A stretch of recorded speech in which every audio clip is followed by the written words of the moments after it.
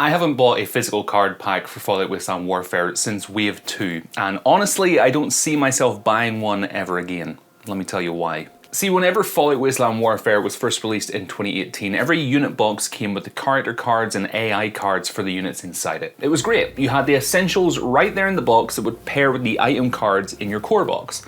But there were a few issues with this. First of all, not everyone has a ton of cash that they can spend to just pick up every new release in order to have the character cards and information for those units. It meant that if you wanted to substitute out some models, you couldn't because you didn't actually know how those units played, and the card packs have been really helpful and important in making the game way more accessible for people like that. One of the other reasons this ended up not being great was that at the time, in 2018, this led to the game's releases experiencing quite a few delays. You see, from what I can recall, the miniatures were being made in one location, the cards in another, so the miniatures could only be shipped on time if both factories were working the schedule and everything was being shipped and received on time. When you know that, you can see how a 1 week delay in one of those factories could seriously mess up your overall release schedule. There were quite a few posts and threads in the community at that time from people being a little bit miffed that things were so delayed. So to counteract this problem, in future waves they completely separated the two. You buy the minis and just get the minis in the box, and then you buy the cards for everything that will be released in that entire wave in another box. Honestly, it was a great solution to the problem. I'm just not buying into it anymore. Now, before the rumour mill starts spinning, it's not because it's a massive ethical dilemma, it's not because I've fallen out with modiphius or anything like that. I actually think the card packs are superb. I think they've got a brilliant build quality, I think they're a fantastic product, I think they're really great. It's just that I don't see the value in buying the physical cards anymore. The first reason for this is because there's already quite a few cards for Fallout, and there's the potential that it takes up your entire table when you want to play it. Now, storage space for me in my office here is already at a premium, and I don't think my wife would allow me to use any more space in our home, or let alone up in our attic.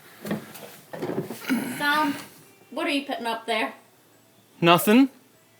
And while a card pack isn't a ton of space, it's still space that could be needlessly being taken up. On top of that, they're expensive. The card packs range in price from about £15 to £24, which is money I'd actually rather spend on buying minis from that range.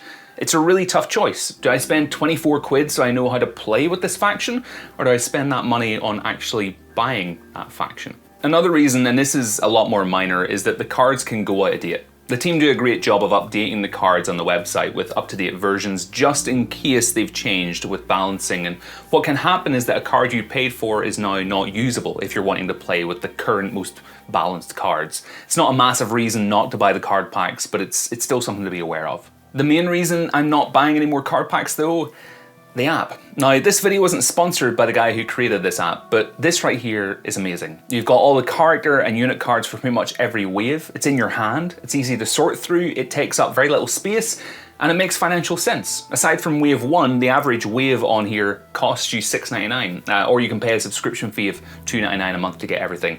It's lighter on the wallet, it's lighter on space, and it'll be up to date without me having really to do anything.